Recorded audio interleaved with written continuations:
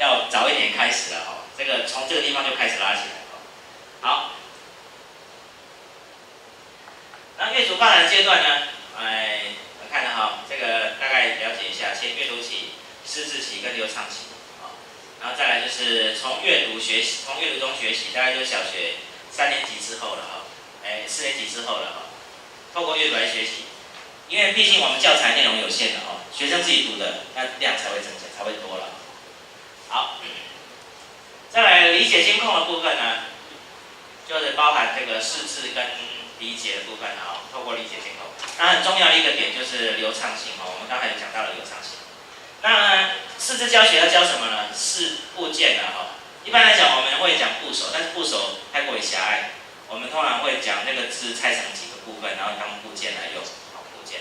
再来就是词汇的一个扩充，例如说多义、反义，还有这个词数。所谓这个词数就是词它本身所具备的一个意义了哈。再来，在理解的部分呢，就是推论、自我提问、大意、预测跟理解监控。等一下我们会讲比较细一点的来看。好，识字教学这个在1年级的时候，其实最主要是辨认字形，并建立字音跟字形、字义之间的关系哦。它有一些教学方式了哈。好，等一下再看教学的方式。再来理解的部分，预测、推论、自我提问，这些我们刚刚有讲过哈，它不止这些了哈。好，再来讲到流畅性，流畅性其实这个跟我们在很多事情上面都一样的，例如说开车，开得很习惯了，他很多动作都是自然的，对不对？但是刚开车的人，他可能就是怎么样？你不要跟我讲话，我要专心开车，对不对？然后我在这个部分，我到底要先弄这个还是弄那个，搞不清楚，对不对？但是当他已经习惯了之后，很流畅的时候，他就是很多东西都是自动化的，他不需要去占用他太多的记忆空间。那我们看不流畅的读者，他要理解之前，他先处理这个识字这一块。例如说，他识字量不大，但是他就是要去先处理识字这一块，就好像我们在读那个英文的 paper 一样。一开始我们在读英文的 paper， 怎么到处都单字啊，对不对？然后呢，单字都查完了，内容也不太了解，对不对？好，但是我们呢，比较熟练了之后，我们需要去处理这个字的部分呢，比较少的时候，我们就比较容易进入这个理解的状态。这个概念就是这样。好，来，刚才我们讲到了比重了1年级生字词的比重，大概是这里有5块，里面占了10块，大概80%，很重要了80%，对不对？再来中年级呢，生字词大概就是怎么样，占40%。好，到了高年级呢，大概在20%，所以呢，比较强调理解的部分。那阅读理解的比重呢，要逐渐的增加好，那这个就是我们手上那个点点表。我简单来讲一下，分成2个部分，一个部分叫做识字跟词汇的部分。识字教学的要点就是字音连结，字跟音要让它连结在一起。再来部件的辨识，例如说我们刚才讲的那个倒浪，它是什么部？合部。那合部通常我们大概就去连结一下，它跟什么东西会比较相关？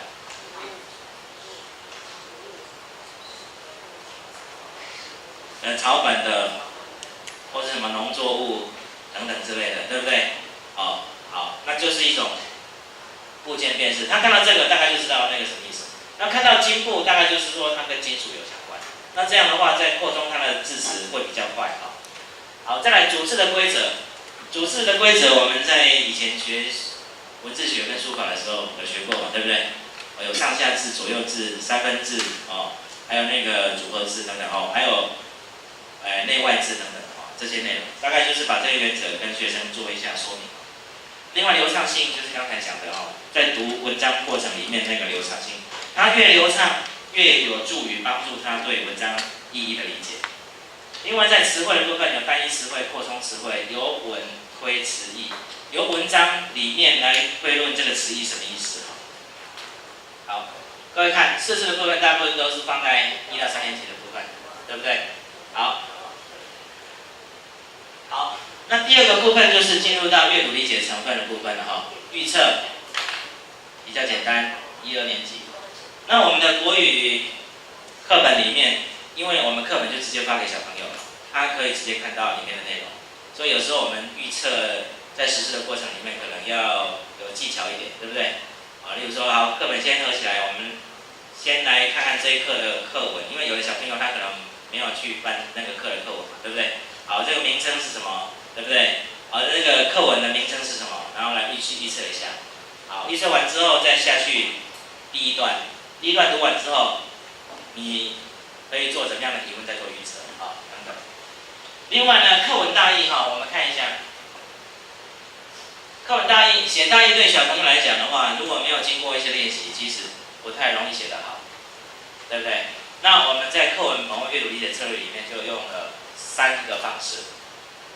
第一个方式，重述故事的重点，适合在1、2年级。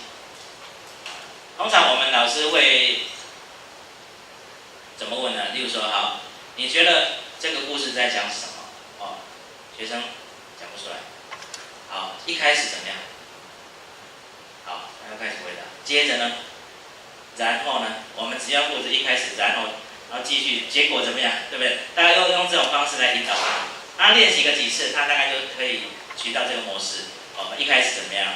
接着怎么样？然后怎么样？最后怎么样？大概就是这种模式。好，再来删除归纳主题句哈。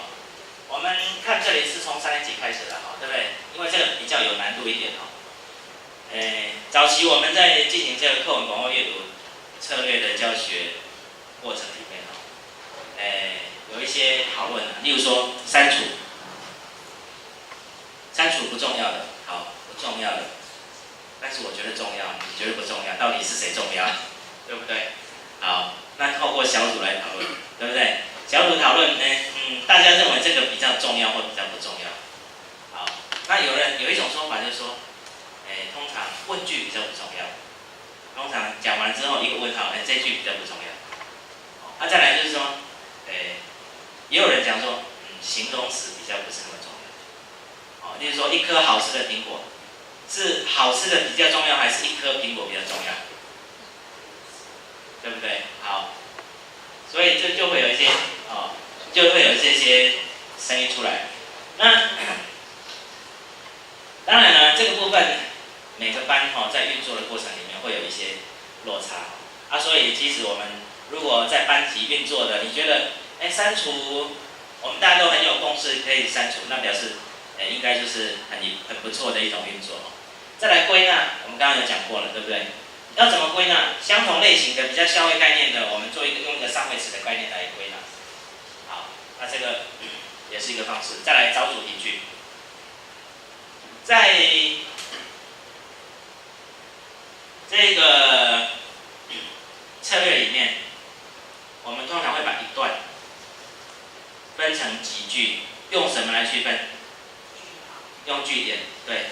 例如说这一段里面有3个句点，那从一开始到第一个句点，我们算1句，然后第一个句点之后到第2个句点之间，我们算第2句，那第3个句点之前，我们算到第2个句点之间，我们算第3句。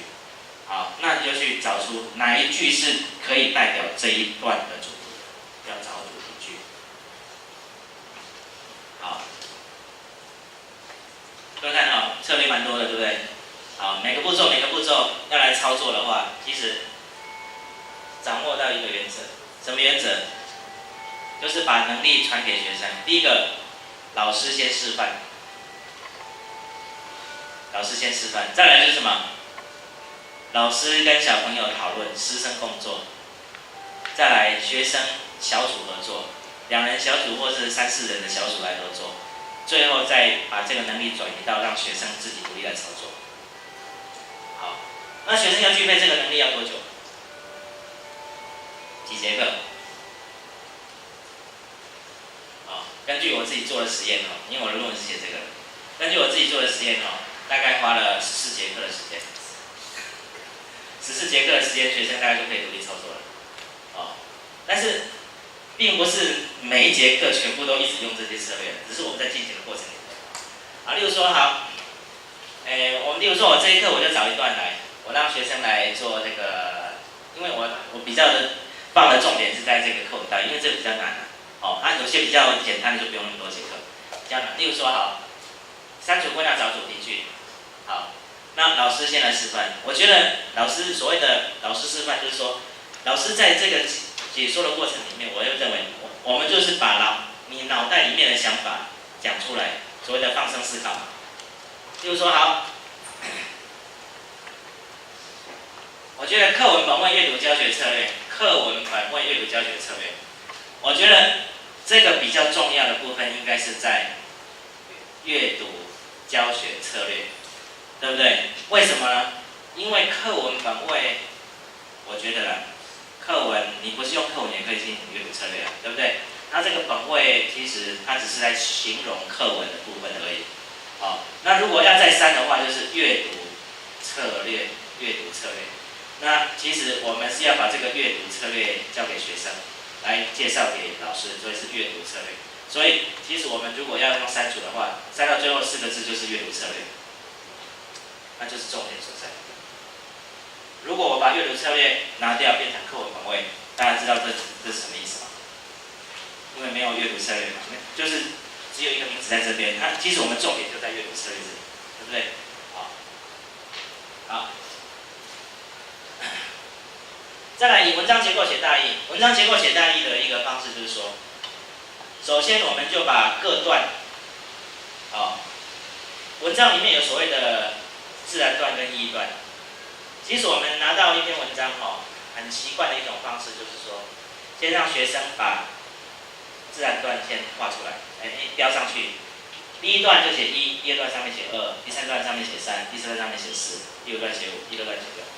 这有个好处，当我们说，我们现在看第5段，有的学生还找不到。如果他写了，他说第5段在这里，这个好处。再来就是说，我们可以很清楚的知道说每一段它的位置，再来就是我们去讨论它每一段的意义。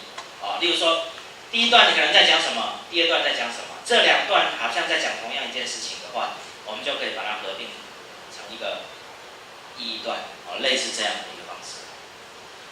好，这个认识文章结构，它是从4年级开始的然后5、6，推论这里策略有一点点比较多一点点第一个就是连结策略，指示代名词。什么叫指示代名词？指示代名词通常我们会，例如说他啦、你啦、我等等这些指示代名词。等一下会有例子，就是说这个他代表谁，第二个他是指谁，第三个他指谁。如果学生在这边能够做很清楚的分别，那应该我们讲他在推论这个线索连结上面应该没有太大问题。再来转折词，转折词就比如说但是，反而。这是转折词。通常在文章里面，它能够发现到转折词，那就是语气开始转变，往往会跟前面那一段相反。好，再来文章里面的因果关系，有些文章里面呢，它会有很明确的因为所以，但是有些作者他就是因为所以拿掉，但是里面就有因果关系在里面，要去能够找出之间的线索。好，再来就是找支持的理由。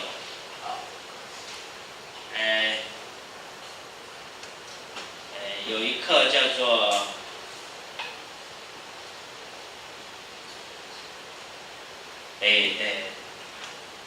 灰熊熊有一课课文是熊讲那个熊的部分，你觉得熊很浪费吗？为什么他都只把那个鱼吃一个肚子，吃完之后就丢掉？熊很浪费吗？为什么？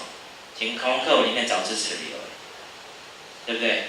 好，他就会去找那个支持的理由。那往往这个在找支持的理由的过程里面，你不断要去检索，你要看很多遍，相对之下，你在这个文章的理解就会加深。好，再来就是找不同的观点。